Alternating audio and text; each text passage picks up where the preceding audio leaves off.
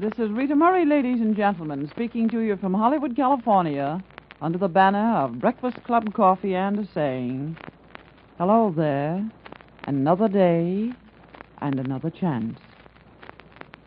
Friends, what with the whole country talking about conservation, cutting down on the use of this and that, making things go further and all, it sort of occurred to me that it might not be a bad idea to cut down a bit of impatience, cut down a bit on impatience, or the use of an ugly, quick temper which may be inclined to say, why should I do without these things? I am an American citizen and entitled to the use of things in this country. I know such attitudes aren't general, thank goodness, for most people have pitched in right up to the hilt. But they do exist in remote spots. So I thought if we could just check over our own selves a bit, instead of resenting the new way we must all go, if we are continue to enjoy our own way of life and make up our own minds to cooperate to the fullest, we will have formed an army that can and will stand up to anything. And friends, speaking of forming an army against a common enemy, of course that's what we're all speaking about these days. We do have a common enemy, every one of us. It also occurred to me that this is the best chance we have ever had to date, that I know of, I guess, or that anyone else knows of, to regiment ourselves. Whenever we feel a bit of belligerency coming on, and heaven knows we always are conscious of that when it starts coming, you know as well as I do that you can tell when you begin to feel a bit belligerent or a bit antagonistic or a bit itchy, if you like the word, a bit on the off side. Nobody has to tell you that. You know that before anybody else. But whenever we feel that way and are inclined to be a bit snappy or quick, or are inclined to be a bit impatient because someone doesn't move fast enough to suit us, or perhaps things aren't going our way, or maybe we want our own way and can't have it. How often we want our own way and resent horribly the thought that we can't have it. And we do most anything and everything we can think of to create a condition that brings about our way of thinking, our way of doing things. And whenever we are thwarted, there's a word, whenever we are crossed a bit, we become awfully impatient. We become so impatient that we get a bit belligerent. And that's a bad thing. It's a bad thing for anybody, not only for the people who have to listen to us or who have to take our belligerency, but to ourselves as well, because the kickback, the backwash, if you want, is not pleasant. And we never enjoy the after feeling that comes with such a bit of indulgence. It isn't nice. It really isn't, and I think you all will agree with me on that. But whenever we do feel that way, right then and there is a pretty good place to stop and say, what's this all about anyway? How can I expect to present a strong front and conquer the enemy unless I can conquer myself? And whenever you have done that, friends, you have really accomplished much. You are truly making your influence for good go much further. And speaking of influence, for good or bad, influence is something that we don't make any physical effort about. It's something that comes quite unconsciously. Real influence is, it's a subtle thing, and it can be for the good just as well as for the bad. You don't see influence, friends. You feel it, you experience it. You never see the wind. You feel it. You see the effectiveness of it in the blowing of branches on trees and leaves, but it's there nevertheless. You never see a perfume. You never see a melody.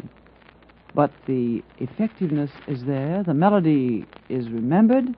The perfume is remembered. So the influence stays on, even though unseen. And so it is with our influence. It can be for good or bad, but influence of the right kind will stay, friends, for a long, long time and go much further than you ever dreamed of.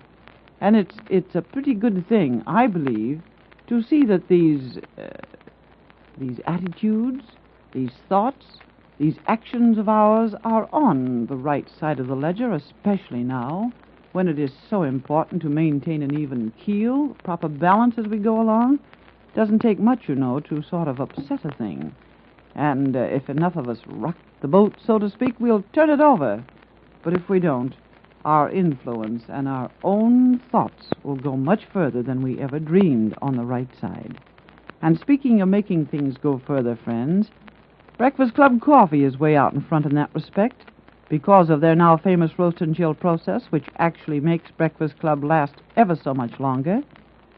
And when I say last ever so much longer, I mean that Breakfast Club actually preserves and sustains the first roast of freshness until the last bit of coffee is used, even from a large 2-pound tin, so long as you complete Breakfast Club's roast and chill process by keeping Breakfast Club coffee in the refrigerator. It's as easy as that. And here's all you have to do. After making the first brew, replace the lid on the tin and keep the tin in the refrigerator or wherever you keep the other perishable foods. By so doing, you prevent the essential oils, which are the flavor and aroma of coffee, from growing stale, thus ensuring lasting freshness in your Breakfast Club coffee. And what does this mean? How does it make the coffee go any further? It simply means that when coffee is fresh, you don't use so much. Only when it grows stale do you keep adding more to maintain the strength you like. So, with Breakfast Club coffee, you never need add one bit more coffee as you go along in order to maintain that strength. For the original freshness, strength, and flavor are always present in Breakfast Club coffee so long as you do complete their own roast and chill process. Hence, Breakfast Club does last much longer and goes much further. So aside from its own natural goodness, it's a saving in dollars and cents not only to use Breakfast Club coffee, but to buy the large 2-pound tins as well. Breakfast Club's good coffee, friends, and I do want you to try it.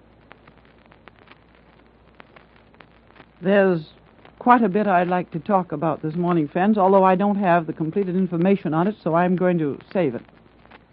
It's regarding the knitting, the furnishing of yarn to those who are unable to furnish it for themselves but have the time to knit the sweaters and the scarves or mufflers for the men in service.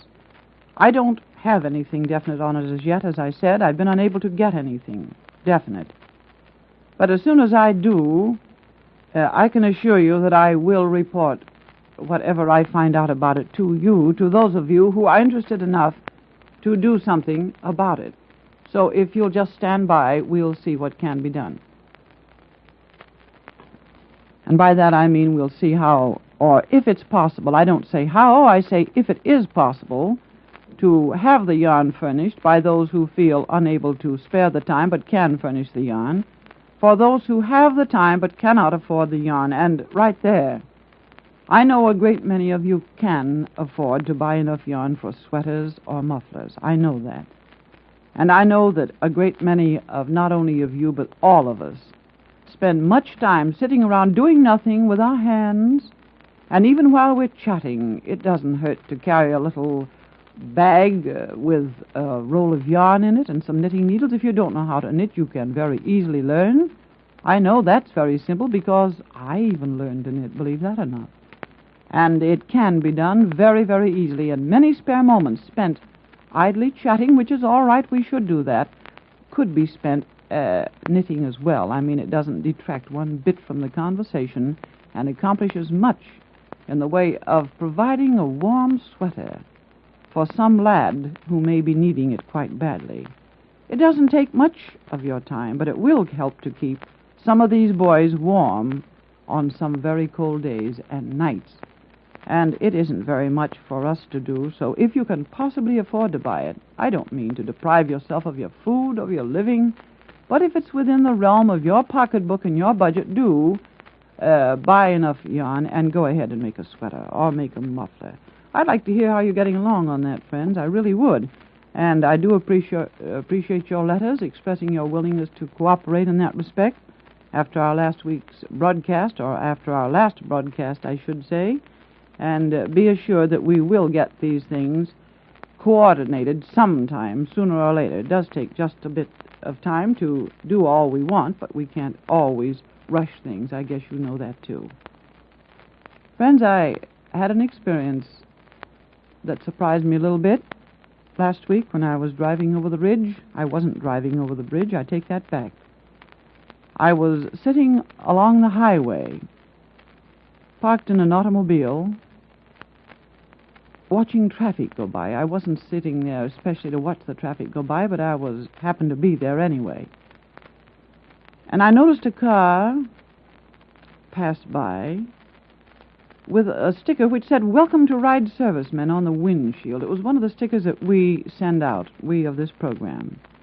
A red, white, and blue sticker. There were soldiers, there were lads in uniform, standing on the highway looking for rides, not asking for one, mind you, but just standing there.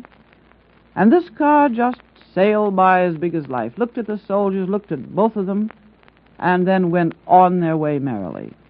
There was a very large rear seat empty. I could see that. There was plenty of room to pick those boys up. Now, of course, it's each individual's right to decide whether they want to pick up a serviceman or not. That is your own privilege, of course, I do know that.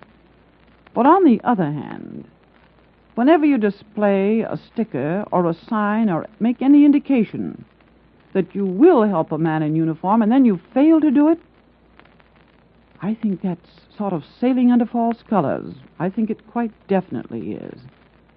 So, friends, unless you really and truly mean that you will pick up a man in uniform and give him a ride if he's going, not only if he's going your way, go out of your way a little bit if necessary, and take him wherever he's going. It's a very little bit that we as civilians can do to help these lads in uniform. They're out there defending us to the death if necessary. They don't make a great deal of money. They're not permitted to thumb a ride or hitchhike, but they're not prevented from accepting a ride if we give it to them. These stickers that we have which say "Welcome to Ride Servicemen" have an additional line which say "Remember Pearl Harbor." And I don't think any of us will ever forget Pearl Harbor. We don't want to, I know. And we put them on our windshield, and they mean that we will pick up a lad. That's his indication that we are ready and willing to do that. And if we really mean it, send for stickers. But if you don't mean it, if you're just going to put them on your windshield as pretty stickers, why, don't send for any, please, because you're only sailing under false colors. You're not helping anybody and surely letting yourself way, way down. These stickers come without any obligation to you. There's no cost, there's no red tape, there's no charge. All you do, now, if you listen carefully, is to send a self-addressed stamped envelope, to me, Rita Murray, Columbia Square, Hollywood, California, and the sticker will be sent to you. That's all in the world you have to do, friends. Just remember to enclose with your request a self-addressed stamped envelope to me, to Rita Murray, Columbia Square, Hollywood, and the stickers will come to you without any obligation other than that you, in your heart, mean that you want to do something for these lads who are doing so much for you, these men in uniform who represent our colors, which are quite definitely red, white, and blue. Of course comes now the place where I say that I'll be back again, same time, same day, and same stations. Until then, just this, friends. Because Breakfast Club coffee does stay fresh all the way through, even to the last in a large 2-pound tin, when you complete the roast and chilled process, it means that the last cup of steaming hot Breakfast Club made from the last bit of coffee in a 2-pound tin will be just as delicious as the first cup you enjoyed from the same tin. Breakfast Club coffee is like that, friends, and I would like you to try it next time. This is Rita Murray speaking under the banner of Breakfast Club coffee and agreeing with Horace Mann, who said, "It is well to think well. It is divine to act well." God bless you all.